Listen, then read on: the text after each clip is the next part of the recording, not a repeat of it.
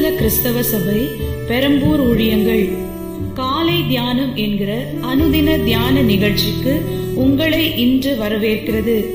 இந்த சுருக்கமான வேதாகம போதனையை ஜெபத்துடன் கேட்பதின் மூலம் தேவன் உங்களை ஆசீர்வதிப்பாராக.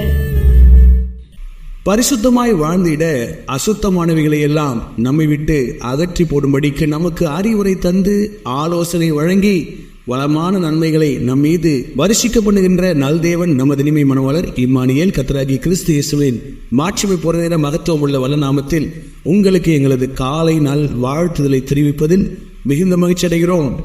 கர்த்தருக்குள் பிரியமானவர்களே, நாம் கர்த்தருடைய கட்டளைகளை பொக்கிஷமாக கருத வேண்டும். அவரது கட்டளைகளின்படி நாம் வாழ வாழ அவரோடு கூட நாம் இணைக்கப்படுகின்றோம். அவரோடு கூட நாம் இணைக்கப்படுகிறது மாத்திரமல்லாமல் அவருடைய வார்த்தையின்படி வாழும் பொழுது அவருடைய வார்த்தை நிமித்தமாக வருகின்றதான பலன்களோடும் கூட நாம் இணைக்கப்படுகின்றோம்.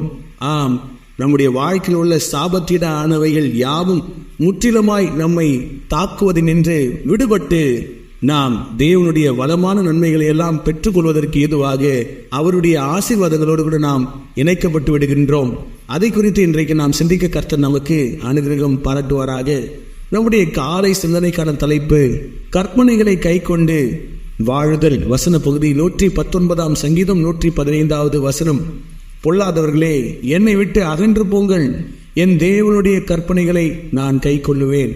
இந்த வசன பகுதியிலே கற்பனைகளை கை கொள்ளுவேன் என்று அவர் சொல்லுகிற வார்த்தைகளை சற்று உற்று நோக்குவோமாக. ஆம், கர்த்தருடைய கற்பனைகளை நம்முடைய இருதயத்திலே பத்திரப்படுத்தி வைத்து வாழும் பொழுதுதான் இது சாத்தியமாகிறது. பிரியமானவர்களே, நம்முடைய இருதயத்தில் இருக்கத்தக்கதான தகுதியான வார்த்தைகள் கர்த்தருடைய திரு வார்த்தை மாத்திரம்தான். ஆம், நம்முடைய மனவாளருடைய வார்த்தையாக அது இருக்கிறது. நாம் கர்த்தருடைய மனவாட்டியாக இருக்கிறோம். கர்த்தர் தந்த திருவார்த்தையை நாம் கண்ணும் கருத்துமாக நாம் பார்த்து கொள்ள வேண்டும். அவைகள் களவாடிடப்படாதபடிக்கு நாம் ஜாக்கிரதையாக நம்முடைய இருதயத்திலே எல்லா காவலோடும் நாம் காத்து கொள்ள வேண்டும். பிரியமானவர்களே, இன்றைக்கும் கூட அன்பின் பரிசுத்த ஆவியானவர் நம்மோடு கூட தேவனுடைய திருவார்த்தை கொண்டு இடைப்பட்டு பேசுகிறார். சில நேரங்களிலே கர்த்தர் நம்மோடு பேசுகிறதான வார்த்தைகளானது நம்முடைய சுயத்தை பிரியப்படுத்தாமல் இருக்கின்றது. சில நேரங்களிலே நம்முடைய சுயத்திற்கு விசனத்தை கொண்டு வருகிறது. அவைகளை எல்லாம் நாம் பொருட்படுத்திடாமல், கர்த்தாவே, நான் உமது திருவார்த்தைக்கு உள்ளபடியே கேட்டு கீழ்ப்படிவேன், ஆம், நீர் சொல்லுகின்ற அனைத்தையும் நான் செயலாக மாற்றுவேன் என்று சொல்லி நம்மையே அர்ப்பணித்து ஒப்புக் கொடுக்க வேண்டும். அப்படி நாம் கர்த்தருடைய வார்த்தையின்படி வாழ வாழ கர்த்தருடைய வார்த்தையின் மூலமாக வருகிற வல்லமையை நாம் அனுபவிக்கின்றோம். அந்த வல்லமையின் மூலமாக நாம் இன்னும் அதிகமாக பரிசுத்தமாய் வாழ்ந்து கர்த்தருடைய ஆசீர்வாதங்கள் அனைத்தையும் நாம் சுதந்திரிக்கின்றோம். ஆவிக்குரிய வாழ்க்கையிலே நாம் ஜெயங்கொண்டவர்களாக விளங்குகின்றோம். தேவகுமாரனாகிய கர்த்தராகிய இயேசு கிறிஸ்துவை நாம் அடைவதற்காக முழு முயற்சியோடு நாம் செயல்படுகின்றோம். குறிப்பாக நம்முடைய சிலுவையை எடுத்து நம்முடைய நல்மீட்பரை பின்பற்றி செல்கின்றோம். அப்படி செய்து அவருடைய உண்மை சீஷராக நாம் பிரதிபலிக்கின்றோம். இப்படிப்பட்ட உன்னதமான வாழ்க்கைக்காக தான் கர்த்தர் நம்மை அழைத்திருக்கிறார். பிரியமானவர்களே, கர்த்தருடைய திருவார்த்தை பிரதானமாக நம்முடைய கரத்திலுள்ள பரிசுத்த வேதாகம புத்தகத்தின் பக்கங்களில் மாத்திரமல்ல, நம்முடைய இருதயங்களிலும் எழுதப்பட்டிருக்க வேண்டும். அதை நாம் பொக்கிஷமாய் பத்திரப்படுத்தி வாழ வேண்டும். ஆம், அதையேதான் 119 சங்கீதம் 11 வசனத்திலே சங்கீதக்காரன் குறிப்பிடுகிறார். நான் உமக்கு விரோதமாய் பாவம் செய்யாதபடிக்கு உமது வாக்கை என் இருதயத்தில் வைத்து வைத்தேன் என்று குறிப்பிடுகிறார். பிரியமானவர்களே, அவருடைய இருதயத்திலே நீங்கப்படாத அளவிற்கு அவர் காத்து கொண்டது என்ன? கர்த்தருடைய திருவார்த்தை. அதேதான் 14 வசனத்திலும் அவர் சொல்கிறார், திரளான செல்வத்தில் கனி கூறுவது போல நான் உமது சாட்சிகளின் வழிகளில் கனி கூறுகிறேன் என்று குறிப்பிடுகிறார். பிரியமானவர்களே, மேலும் 15 வசனத்திலும் 16 வசனத்திலும் உமது கட்டளைகளை தியானித்து உமது வழிகளை கண்ணோக்குகிறேன், உமது பிரமாணங்களில் மனமகிழ்ச்சியாயிருக்கிறேன், உமது வசனத்தை மறவேன் என்கிறார். இன்றைக்கும் இந்த பக்தன் நினைவு கூறப்படுகிறார். நம்மோடு கூட அவர் பேசுகிறார். பிரியமானவர்களே, தேவனாகிய கர்த்தருடைய திருவார்த்தையை நம்முடைய இருதயத்திலே வைத்த வண்ணம் நாம் நம்முடைய வழியை சீர்படுத்தி செவைப்படுத்தி வாழ்வோமானால் தேவனாகிய கர்த்தர் நம்மை நிலைத்து நிற்க செய்திடுவார். ஆம், எப்பேற்பட்ட போராட்டம் எதிர்ப்பு வந்தாலும் அவைகளை நாம் மேற்கொண்டு முன்னேறும்படிக்கு செய்திடுவார். கர்த்தருடைய வார்த்தையின்படி நாம் நடக்கத்தான் கர்த்தரோடு கூட நாம் இணைக்கப்படுகின்றோம். பிரியமானவர்களே, கற்பனைகளே என்ற வார்த்தையானது மூலபதமாகிய எபிரேயத்திலே மெட்ரோத் என்று உள்ளது. இந்த வார்த்தையினுடைய விளக்கம் என்னவென்றால், தேவனோடு கூட இணைந்திருக்கும்படியாக தேவன் நமக்கு தந்திருக்கிறதான பாதையாகும். 613 கட்டளைகள் உள்ளது.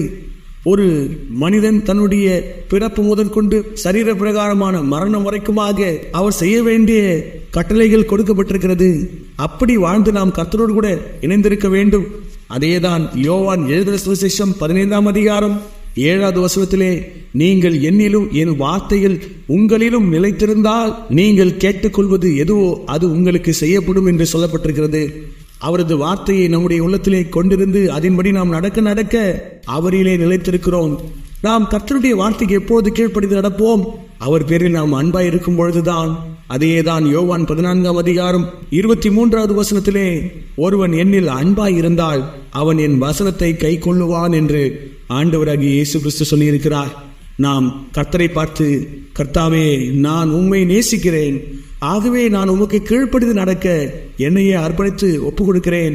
உமக்கு நான் கீழ்ப்படியாதபடிக்கு என்னுடைய கவனத்தை திசை திருப்ப பார்க்கிற, என்னை சோதித்து கவர்ந்து இழுக்க பார்க்கிற உலகத்திற்கோ மாம்சத்திற்கோ பிசாசிற்கோ நான் ஒரு பொழுதும் இடம் அளிக்கவே மாட்டேன். உமக்கு மாத்திரம் என்னை அர்ப்பணித்து ஒப்பு கொடுக்கிறேன் என்று சொல்லி நம்மையே ஒப்பு கொடுக்க வேண்டும். இப்படி செய்து நம்முடைய அன்பையும் அர்ப்பணிப்பையும் கர்த்தருக்கு வெளிப்படுத்துவோமா? ஒரு வாலிபன் தன்னுடைய நண்பர்களாலே சோதிக்கப்பட்டு தகாத காரியத்திலே ஈடுபடும்படியாக உத்தேசமாய் அவனுடைய நண்பர்களோடு கூட இருந்த பொழுது அவனுடைய தகப்பனார் அந்த இடத்திற்கு வந்து அவனை பார்த்த மாத்திரத்திலே அவனது இருதயம் உருகியதாம். அவனுடைய தகப்பனாருடைய அன்பு அவனை உணர்த்தியதாம்.